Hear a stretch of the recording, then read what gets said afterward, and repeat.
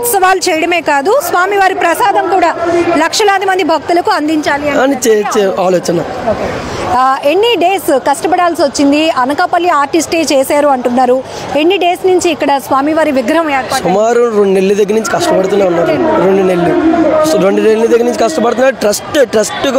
Trust members కూడా 40 members దగ్గర ఉండి అందరూ కూడా కష్టపడుతూనే ఉన్నారు. నిన్న నైట్ అంటే మన గూగుల్లో సెర్చ్ చేసినా రాలేదు ఇది. అంటే శాంపుల్ చూద్దాం పోనీ ఏంటి అని అయినా సరే రాలేదు. ఈ రోజు నుంచి వస్తుందేమో ఇంకా అంతే. మనం అంత ప్రత్యేకత తీసుకొస్తాం. ఈ రోజు నుంచి వస్తుంది. ఇంకా బెల్లం వినాయకుడు అంటే మన వినాయకుడు వచ్చేలాగా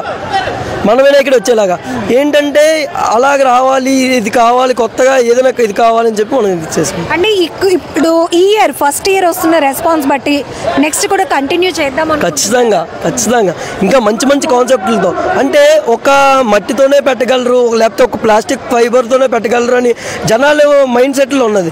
లేదు బెల్లంతో కూడా పెట్టగలరా? ఓకే, మనం తినే ఐటెంలో ప్రతి దాంట్లో కూడా దేవుడిని పూజించొచ్చా అని మనం ఆ ఆలోచన తీసుకొచ్చామండి. దానికి తోడు మీకు మన వైజాగ్ లో బెల్లం వినాయకుడు చాలా ఫేమస్. సాగర తీరానికి ఆనుకొని ఉన్నటువంటి ఆలయం. ఆ కాన్సెప్ట్ ఇక్కడ కవర్ అయింది. అతిపెద్ద వినాయకుడిని ఏర్పాటు చేసిన కాన్సెప్ట్ కూడా కవర్ అయింది. లక్షలాది మంది భక్తులకు గణేష్ ఉత్సవాలు చేయడమే కాదు, స్వామివారిని చూసి వెళ్ళటమే కాదు, వాళ్ళకి ప్రసాదం కూడా అందించాలన్న కాన్సెప్ట్ కూడా కవర్ అయింది. సేమ్ అనిపిస్తుంది. ఉదయం నుంచి ఇంతమంది భక్తులు వస్తున్నారు. మీకు కూడా ఏదో చెప్పుంటారు మిమ్మల్ని ఎంకరేజ్ చేయడానికి. అంటే దగ్గర నారా లోకేష్ గారు ఓపెన్ చేశారండి నమూనా. నారా లోకేష్ గారే షాక్ అయిపోయారు. అమ్మో బెల్లంతో చేస్తున్నారా? వీలైతే నేను అటెండ్ అయ్యేలాగే చూసుకుంటాను ఈ ప్రోగ్రామ్ ఖచ్చితంగా అని ఎంపీ రామ్మోహన్ నాయుడు గారు నిన్న కలవడం జరిగింది.